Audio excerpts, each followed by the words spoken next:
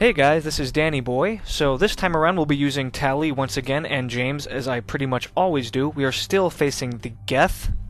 I was planning on showing you guys the Geth Pulse Rifle and the Arc Pistol, but that plan quickly changes because I find something. Something that I've been looking forward to trying for quite some time, ever since I first read about it on the Mass Effect wiki. But that'll come a little bit later, so I'm just showing this stuff that I was going to use but didn't use and is all pretty much irrelevant. So let us just skip through this and skip ahead to my build. So yes, I'm finally fully upgrading Sentry Turret. I went with rockets. I have tried it before with Flamethrower. Flamethrower is more if you want it to be a very short-range attack, something that you use as a traditional grenade. Say upgrade it also with Shock, and then Flamethrower, and it serves that purpose pretty well. I also, as I said I was going to do, dumped Defense Matrix, just not my kind of ability. Powerful, you know, it is nice, it's a little bit of a buffer, but not terribly interesting in my opinion. And I pick up Energy Drain, which just so happens to be the bonus skill I tended to use on my Engineer in Mass Effect 2. And I have to say, the ability still is great in this game, if not significantly better. It is a crazy good ability, and what's nice is it pretty much fulfills the exact same role as Overload, so I can just remove Overload from the build entirely and save a keybind while I'm at it. But here I'm just showing the graphic for Defense Drone. That's what it looks like for Tally. For me, it'll probably be more of an orange. The NPC drones and whatever tend to be blue. The Geth Prime's drones tend to be blue. So, just thought I would show that off. And this planet, this is Rannoch. It is a planet. They've had 3 centuries alone down here. It has plants and sand and birds and a sky. And that's all you're getting out of me. I mean, I'm going to put the name in the title of the video anyway, so I guess I have to tell you. This planet is named Rannoch. It is planet Rannoch, and it is plot related, so if you want that spoiled, Google Rannoch, and I'm sure you'll get it done pretty quick. We have some pyros. Not really sure what is unique about pyros. I've never had any trouble with them in this game whatsoever. They just spit fire, and they close on you, I imagine, like the last game. Main difference now being that they have both shields and armor to deal with, rather than a red bar. But they always die really quick, so just kill them, and then they can't kill you. That's all the advice I can give. I was trying to shoot his pack after he was dead to see if it exploded, and I don't think it does. Yes, I'm using the Geth Pulse Rifle with a scope. The Geth Pulse Rifle, for all intents and purposes, is the... oh, I don't even know what it's called. Avenger? Only it is better in every way, shape, or form. I'm pretty sure, if I recall, it is literally better in every possible aspect. Maybe it weighs more. I don't know. But pretty much better in every way. I think it does weigh more. So it's a souped-up Avenger, for all intents and purposes. So here we find an explosion. I'm okay. And some rage. Watch out for more mines. And here we find the javelin. Javelin is a single-shot sniper rifle. It is similar to the Mantis or the Widow or the Black Widow, only it is essentially a railgun. It weighs a lot. A shit ton, in fact. And it does a lot of damage, and it's really accurate. But I have a hell of a time hitting enemies with this thing. And you'll see why in a moment. And I'm sure I'll get used to it really quick if I actually use it for more than a mission, which I probably won't, because I don't really like single-shot sniper rifles. And yes, I'm dumping the Arc Pistol because I don't even think I shot it once. Maybe I got one shot off. No? Pretty sure I didn't. Yeah, I'm dumping that for a lighter pistol. Something light, because I really don't want a significant recharge penalty, because this thing literally is one of the heaviest weapons in the entire game. It is on par with the Claymore. Just as you see, it has super tunnel vision scope. Really hard to see through that thing. Very Gethy, I guess. And we'll be using it, I think, in a moment. Get below us. Yeah, there's some Geth down here.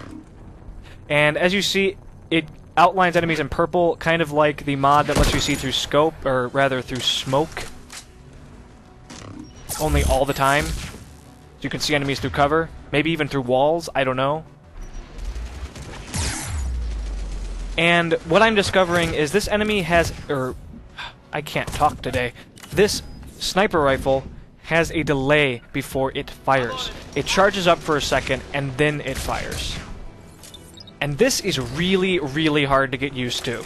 If you've ever used a sniper rifle before in any game ever, it is really hard to get used to, because you have to kind of compensate for that delay and shoot more where they're about to be rather than where they are. And as you're already leading, since it's a sniper rifle, that kinda sucks to deal with. And as you see, and this is level 1, and it's unmodded because you can't mod weapons when you first find them, but still, this does not one-shot kill an opponent. And there is a miss. Even on a headshot, and that was, I believe, a headshot, it does not one-shot kill an opponent when they have any sort of barrier. It will completely remove them, but as this weapon has all of 9 shots in reserve and 1 shot in the clip, you really want 1 shot, 1 kill here. It doesn't have enough ammo for anything else. Now, I don't know if this weapon can shoot through cover. It might be able to. I feel like I might have done that once accidentally. I'll have to use it more. I'll probably use it for at least 1 more mission. Though I really don't want to, because it weighs a lot. And I don't really need a single-shot sniper rifle. In fact, I get more use out of the pistol, out of the phalanx in this video than the sniper rifle, just because it's a liability a lot of the time. You have to be out of cover for a long period of time to use it. And it just makes it dangerous. And for some reason, Tally, the game just refused to let me use her powers. But no matter. There's a hit. I don't think it'll one-shot a Geth Trooper at full red bar either. Maybe it will on a perfect headshot, but I don't think it will on a body shot. Like right there, did I just shoot through cover when I hit him? Maybe. I don't know. I'll have to try it some more. But yes, I just used Energy Drain. It is essentially just overload, but it refills your shields when you use it, which is awesome. It literally will take you from pretty much empty shields.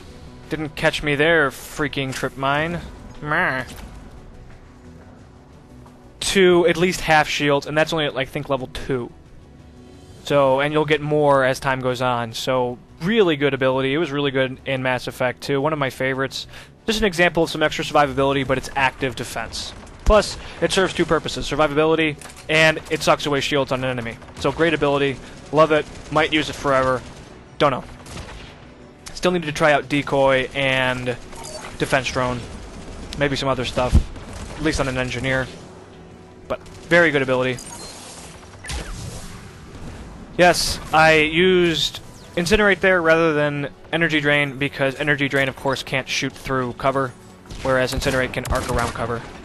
Kind of probably a lesson that you would have learned quite a while ago, but thought I should mention it because Incinerate is not particularly effective against the Geth or other mech opponents.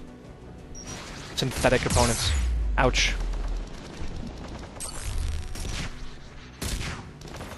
All in all, this was a really cool planet. It was really fun.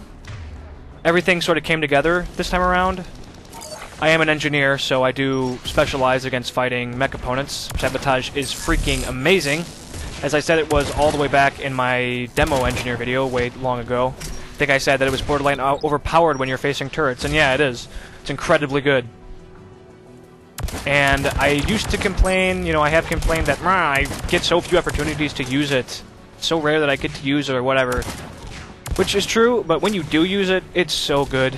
It's so amazing against Geth, it's so amazing against turrets.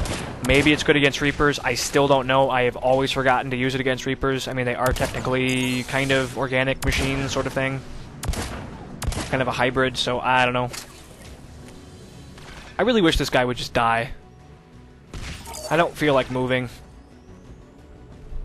But my Sentry's rockets are just shooting walls, and my stupid drone is also shooting walls, and I will say that when you combine, now I'm just thinking, okay, well, maybe I'll snipe him. Maybe I'll waste some rounds on some useless nothing guy. Probably gonna miss, though. And I think he died.